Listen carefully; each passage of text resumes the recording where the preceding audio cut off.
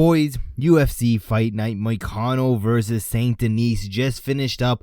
We got every single winner, a few losers on this card. We're going to quickly give you guys my rare matchmaking. Not only do we got that main card, we also got those prelims. Before we begin, I want to say thank you guys for 800 subscribers. We're on that goal to get to 1,000, but let's start off with this main card. The main event, Moicano absolutely destroyed the face of Benoit St. Denis. This has to be, in recent memory, some of the nastiest ground and pound we've seen in the UFC, especially in that lightweight division, in a while. And luckily for Moicano, that fight did get called off, because if you guys were paying attention, you could see like his upper back shoulder area, something was poking out. This boy had a bone sticking straight out. He's gonna be out for a minute, but we already know who he should be up against. Do a season of tough. Like I said, he broke his bone. He's gonna be out for a hot minute now. Do him a season of tough with Paddy Pimblett. I think this is perfect. I think scheduling wise, it matches up perfectly, especially now because he has that broken bone. He's gonna need time to recover and heal. I would say, if he didn't need to recover that broken bone, then maybe we just skip the tough season. We just get straight into this fight. But he's gonna need time to recover anyways, and this makes so much sense. And at the end of the day, I don't know if Paddy gets past Moicano, especially this new Moicano that can't afford to lose. He needs that damn money, so put some respect on Moicano's name. I think this should be what's next. I think this is going to be what's next if the UFC is smart. Let's go down. The loser of this main card got his face absolutely butchered.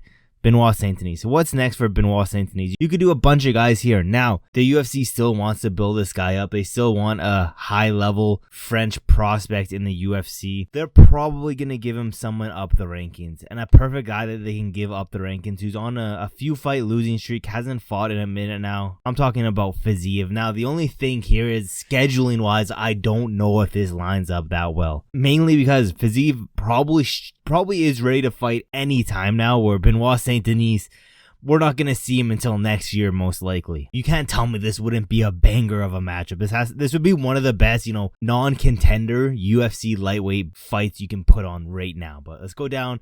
Winner of the co-main event, Nassourdine Imavov, got it done over Brendan Allen. I'm not gonna lie, I thought Brendan Allen, like I said in my prediction video, if you go straight like for TISM, I thought since Brendan Allen is a little bit, has some of that autism, it would help him in that fight.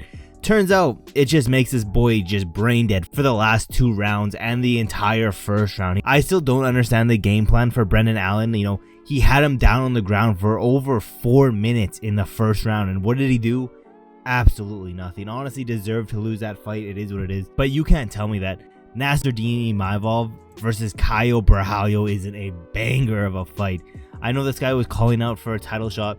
Sit down, little bro. You ain't getting a title shot. We still have to go through DDP versus Sean Strickland, which is most likely next. Then after that, if Chimaev beats Whitaker, we have to wait for Chimaev to get a title shot. So in the meantime of this, I think this should be a #1 contender match. Book this sometime next year, early next year, though. I don't want to be waiting a long time for this. Hopefully, DDP versus Strickland happens early next year, maybe even UFC 310. I wouldn't be mad about that, but hopefully that fight happens soon. We get Chimaev versus Whitaker. The winner of that can fight the winner of Sean Strickland versus DDP, and then the winner of this fight can fight the winner of that fight.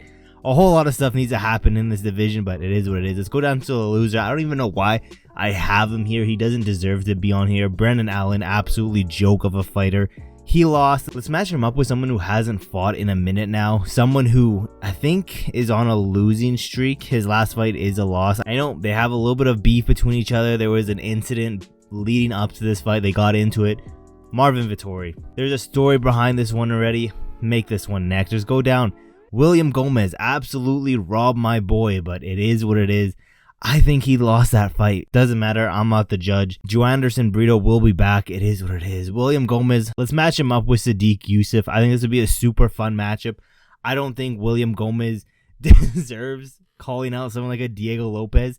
Honestly, you should have just cut him right there for even mentioning fighting Diego Lopez. William Gomis does not deserve Diego Lopez whatsoever. It was absolutely clown foolery just to mention his name. But yeah, let's give him Diego Lopez's sloppy second, Sodiq Yusuff, see how he does with this guy. If he beats Sodiq Yusuff, we can look up into like a top 10 fight after that, but no, I think it's blasphemy this guy called out Diego Lopez. But let's go down. Based Bryan Battle got it done. Honestly, Bryan Battle's looking like a dark horse of this division. Do I think he deserves like a super high up opponent? I mean, yes. Do I think I don't know if the guy I'm matching up with is in the top 15. He might actually be, but I'm not 100% sure. If he is, he's in the lower half of the top 15, but I'm talking about Muslim Salikov. This guy is older in the division. Honestly, probably could be an easy win, but also a test for Bryan Battle. Plus, if he gets past this guy, we can look up into a top 10, top 12 fight after this. But yeah, Bryan Battle. Did you guys see that? It said, I don't know if this was a real report, but it was reported that he's getting charged $250,000 for coming out to, the boys in Paris and then talking the shit in a post-fight interview. I don't know if that's true, but $250,000 for all that is insane. I hope that's not true because that's just stupid, but base Bryan Battle. Let's keep moving down. Morgan Charriere got it done. Another knockout for the highlight reel.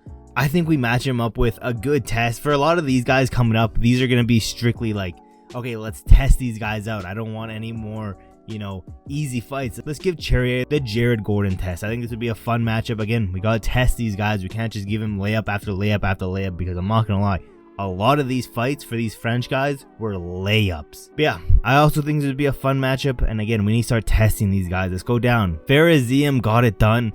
Again, let's test him. Let's give him, I don't know if this is really much of a test, but it's a little bit of a test, a little bit of a jump up. We don't need to give him a huge test right now because he's still relatively new to the UFC. Let's give him a slight test in Jamal Emmers, Give him the good old-fashioned Jamal Emmers test. I think this will still be a fun matchup. Ziam is looking like one of the funner guys in this division. I can't believe what he did to my boy Steamroller, but I don't know what Matt Frevola's game plan was in that fight. A lot of these guys had terrible game plans, I'm not gonna lie, but let's keep going down. Let's go to these prelims now. Let's run through these prelims real quick, actually.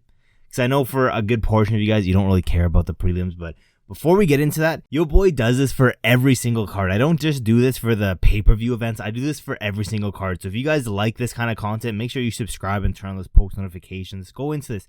Ion Cuțelaba, our boy got it done. I feel so sad for not choosing Cuțelaba. There was a part of me that really wanted to. I just didn't think he was going to get it done. But the boy did it. I'm proud of him. You'll love to see some good old-fashioned Ion Cuțelaba wins, but there's a lot of guys he's already fought in this division. I want a fresh matchup, and I think this would be a banger of a fight. I also think someone's getting put to sleep in this fight. Talking about Jimmy Crute, someone else in this division who hasn't had, the most amount of success, but this would be a fun matchup. Let's make this one next. I think Jimmy Crute might even be on a losing streak, and I think he's a little bit higher in the division, but nothing crazy. Let's go down. Oumar Sy also got it done. And I'm not going to lie, a lot of these guys, some of these guys were huge betting favorites, and it did not look like that. Oumar Sy was one of them. Ludovit Klein also was one of them. He honestly could have lost that fight. Taylor Lapilus, a lot of these guys who are huge betting favorites and big prospects, I'm not all that impressed with them, but let's keep testing them. All these guys, we're going to give them some pretty big tests. Oumar Sy, I want an Alonzo Menifield type of fight. I want to see how good he is in this light heavyweight division, and a good test to see if you're either good or pretty trash is in an Alonzo Menifield fight. So let's make that one next. Ludovit Klein, like I said, arguably could have lost this fight. Let's give him a bump up in competition. Someone who I think that, he could win against, but also he didn't look that impressive in his fight. So let's give him the Guram Cuțelaba test. Again, someone middle of this division that, if you get past him, then you have a pretty bright future. But if you can't get past him, you're pretty much in like the middle of this division. A good test for Ludovit Klein. I think if he beats Guram, we can talk about a top 15. But if he can't, bottom feeders from then on. Let's keep moving down though. Taylor Lapilus also got it done. But like I said, these guys, they just weren't all that impressing. Lots of decisions. And especially Taylor Lapilus fighting someone who was originally cut from the UFC, brought back in. Yes, I guess that shows that this guy does have some heart, the Vince Morales, but you should be making him look easy. Let's go two up and coming like prospects. Taylor Lapilus, Cameron Simon getting done dirty recently. He's on a 2-fight losing streak. Recently just fought Peyton Tabit, so it's time to see if Cameron Simon's actually going to be a prospect or if we had too much hype for him. And I guess it would be a fun matchup. We get to see which prospect gets to go on, and even if Cameron Simon does beat Taylor Lapilus, that doesn't mean that Lapilus can't continue to go on. But also, I was so confused watching Taylor Lapilus fight because if you look at the top of this guy's forehead, I thought he just had a fucked up hairline, I'm not gonna lie, but I think this guy might be a little bit retarded because he has a whole ass tattoo there that it just makes him look like he has a receding hairline. I don't know what his thought process was about getting that tattoo, but it wasn't a good one. Let's go down. Ailin Perez shaking that thing all over the octagon. There's talk about her versus Tracy Cortez, but they're not even in the same division. Ailin Perez versus the loser of someone on this card, Nora Coronoli. I think that'd be a fun matchup. Let's keep going down. Daniel Barez got it done. And also, there's an argument that Victor could have won that fight against Daniel, but it is what it is. Let's match up Daniel Barez with Mitch Raposo, you know. And I think Mitch, you know, I think he might be on a losing streak. I don't know. Either way, these guys are both pretty new to the UFC. So it's not like we need to mash them up with someone like huge name value or someone higher up in the rankings. But we got 2 more to go with. Jacqueline got it done over Nora. Nora was supposed to fight Jermaine. I think we just give it to Jacqueline now. So Jacqueline, Jermaine Durandamy. I think that makes all the sense to match these 2 up next. And then finally, Chris Duncan. Huge underdog win. This guy just seems to winning, and I thought this guy was like fresh into the UFC. He has a few fights, he just goes unnoticed, at least in my opinion. But yeah, he got it done. I think it was a first round submission, like the first few minutes of the first round submission. It's time to give this guy a test. Like I said, he's been in the UFC for a minute now. He keeps finding ways to win. I think we give him the Borshev test. If he can't get past Borshev, we know where he lies. If he does get past Borshev, then it's looking good to have some Chris Duncan stock. But with that being said, every single person you should matchmake who won and the few people who lost in the UFC Paris card, you guys have to let me know that I matchmake some of these guys up wrong, because like I said, this is some rare matchmaking, some rare shit here, the best matchmaking on YouTube. And yeah, we got Pereira versus Roundtree next week, so Monday, dropping that prediction video. I'm sorry that this video is coming out a little late.